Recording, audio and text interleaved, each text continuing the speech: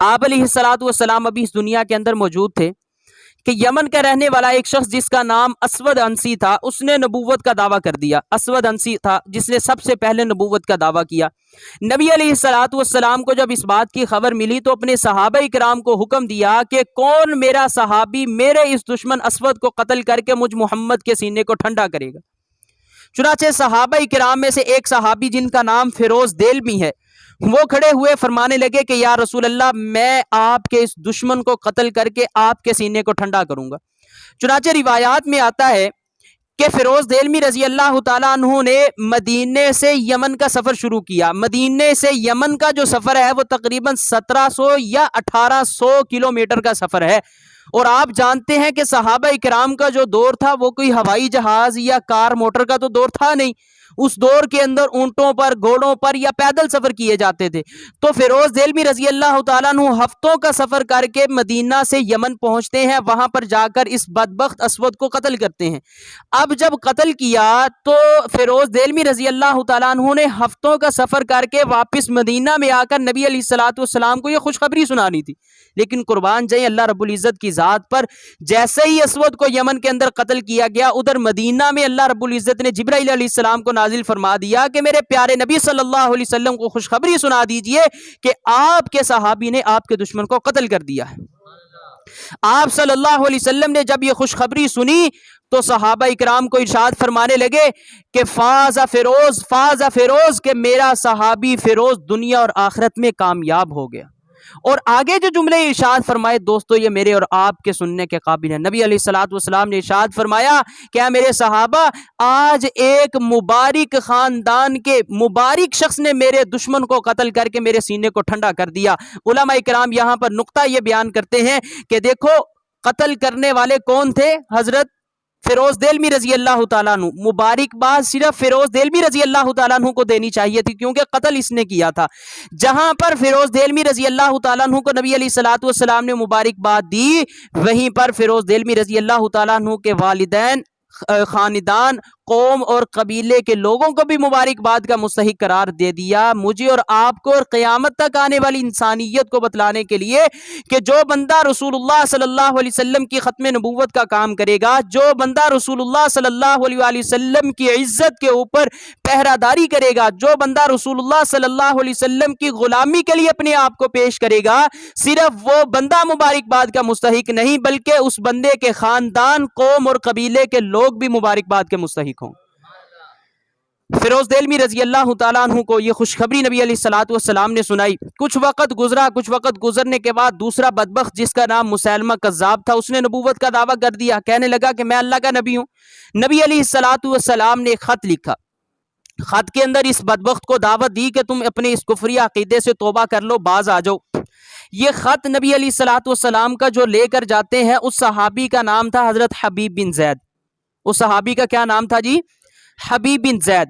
نبی علیہ الصلوۃ والسلام کا یہ خط حبیب بن زید لے کر جاتے ہیں مسیلمہ کے دربار میں۔ مسیلمہ کو یہ خط پکڑایا۔ مسیلمہ میں نے جب خط پڑھا تو خط کے اندر لکھا ہوا تھا من محمد رسول اللہ صلی اللہ علیہ وسلم الی مسیلمۃ الکذاب، یعنی کہ یہ خط محمد الرسول اللہ کی طرف سے مسیلمہ کذاب یعنی بہت بڑے جھوٹے کے نام ہے۔ تو مسیلمہ نے جب دیکھا، پڑھا کہ مجھے جھوٹے کے لقب سے پکارا جا رہا ہے، اس کو بڑا غصہ آیا۔ تو جو صحابی خط لے کر گئے تو اس کو کہنے لگا یہاں پر کھڑے ہو جاؤ اور میں تم سے کچھ سوالات کرتا ہوں، مجھے اس کے جوابات دو۔ تو حبیب بن زید فرمانے لگے کہ سوالات پوچھئے۔ پہلا سوال مسیلمہ کذاب نے یہ کیا کہ اتشہد ان محمد الرسول اللہ، کہ کیا تم محمد صلی اللہ علیہ وسلم کو اللہ کا نبی اور رسول مانتے ہو؟ تو حبیب بن زید فرمانے لگے جی میں آپ صلی اللہ علیہ وسلم کو اللہ کا نبی اور آخری نبی مانتا ہوں۔ اس نے دوسرا سوال کیا اتشہد انی رسول اللہ، کہ کیا تم مجھے بھی اللہ کا نبی اور رسول مانتے ہو؟ تو حبیب بن زید فرمانے لگے کہ اے بدبخت، تجھے نبی ماننا تو دور کی بات، تیری یہ بکواس میرے کانوں تک نہیں پہنچ رہی۔ اس کو بڑا غصہ آیا، وقت کا بادشاہ سمجھا جاتا تھا۔ اس نے جلاد کو حکم دیا، کہنے لگا کہ حبیب بن زید کا دایاں ہاتھ کلائی سے کاٹ دیا جائے۔ تو حضرت حبیب بن زید کا دایاں ہاتھ کلائی سے کاٹ دیا گیا۔ اس نے دوسری دفعہ سوال کیا تشہد ان محمد الرسول اللہ، کہ کیا تم محمد صلی اللہ علیہ وسلم کو اللہ کا نبی اور رسول مانتے ہو؟ حبیب بن زید فرمانے لگے جی میں آپ صلی اللہ علیہ وسلم کو اللہ کا نبی اور آخری نبی مانتا ہوں۔ اس نے دوسرا سوال کیا اتشہد انی رسول اللہ، کہ کیا تم مجھے بھی اللہ کا نبی اور رسول مانتے ہو؟ حبیب بن زید فرمانے لگے بدبخت تیری یہ بکواس میں نہیں سن رہا۔ مسیلمہ کذاب کہنے لگا کہ حبیب بن زید کا دوسرا ہاتھ بھی کلائی سے کاٹ دیا جائے، چنانچہ حبیب بن زید کا دوسرا ہاتھ کلائی سے کاٹ دیا گیا۔ تیسری اور چوتھی دفعہ اس نے یہی سوالات پوچھے، حبیب بن زید رضی اللہ تعالیٰ عنہ نے یہی جوابات ارشاد فرمائے۔ کہنے لگا مسیلمہ کذاب کہنے لگا کہ اے حبیب تو بڑی عجیب بات کرتا ہے کہ جب میں تیرے نبی کے بارے میں سوال کرتا ہوں تیرے کان سنتے ہیں، تیری زبان اس بات کو جواب دیتی ہے کہ میں رسول اللہ صلی اللہ علیہ وسلم کو اللہ کا آخری نبی مانتا ہوں، لیکن جب میں اپنے بارے میں سوال کرتا ہوں تو کہتا ہے کہ میرے کان گونگے اور بہرے ہیں، مجھے تیری بات سنائی نہیں دیتی، اور تو مجھے آگے سے جواب دیتا ہے کہ میں تجھے نبی ماننے کے لیے تیار نہیں۔ یہ بڑی تو عجیب بات کر رہا ہے۔ مسیلمہ کذاب نے جلاد کو حکم دیا کہ حبیب بن زید کا دایاں پاؤں اور بایاں پاؤں کاٹ دیا جائے، چنانچہ حبیب بن زید کا دایاں پاؤں اور بایاں پاؤں کاٹ دیا گیا۔ اس کے بعد مسیلمہ کذاب حبیب بن زید کو مخاطب کر کے کہنے لگا کہ حبیب بن زید ابھی بھی تمہارے پاس موقع ہے، ابھی بھی مہلت ہے، تم میری نبوت کو مان لو، میری نبوت کا اقرار کر لو، میں تمہاری جان بخشی کر دوں گا، تمہیں چھوڑ دوں گا، کچھ نہیں کہوں گا۔ حبیب بن زید فرمانے لگے کہ اے بدبخت پہلے تو میری زبان اس بات کی گواہی دیتی تھی کہ رسول اللہ صلی اللہ علیہ وسلم ہی اللہ کے آخری نبی ہیں، لیکن اب تو یہ دونوں کٹے ہوئے ہاتھ، دونوں کٹے ہوئے پاؤں بھی اس بات کی گواہی دیں گے کہ رسول اللہ صلی اللہ علیہ وسلم کے بعد کوئی نبی نہیں ہے۔ مسیلمہ کذاب کو بڑا غصہ آیا، کہنے لگا کہ حبیب بن زید کا دایاں بازو اور بایاں بازو کاٹ دیا جائے، چنانچہ حبیب بن زید کا دایاں بازو اور بایاں بازو کاٹ دیا گیا۔ پھر مسیلمہ کذاب نے یہی سوالات دہرائے، حبیب بن زید یہی جوابات ارشاد فرماتے رہے۔ مسیلمہ کذاب نے حکم دیا کہ حضرت حبیب بن زید کی دائیں ٹانگ اور بائیں ٹانگ ران سے کاٹ کر الگ کر دی جائے، چنانچہ حبیب بن زید کی دائیں ٹانگ بائیں ٹانگ ران سے کاٹ کر الگ کر دی گئی، اور حضرت حبیب بن زید اسی حالت کے اندر جام شہادت نوش کر گئے۔ لیکن عزیز دوستو مجھے اور آپ کو اور قیامت تک آنے والی انسانیت کو یہ پیغام دے کر چلے گئے کہ اگر تمہیں رسول اللہ صلی اللہ علیہ وسلم کی عزت اور ناموس کی حفاظت کے لیے، اگر تمہیں رسول اللہ صلی اللہ علیہ وسلم کی ختم نبوت کی حفاظت کے لیے اپنے جسم کے ٹکڑے ٹکڑے کروانے پڑے تو اپنے جسم کے ٹکڑے کروا لینا، لیکن رسول اللہ صلی اللہ علیہ وسلم کے ساتھ بے وفائی نہ کرنا۔ آپ حضرات اگلی بات سن کر بڑے حیران ہوں گے کہ یہ حبیب بن زید رضی اللہ تعالیٰ عنہ کی جو والدہ تھی ان کا نام ام عمارہ تھا۔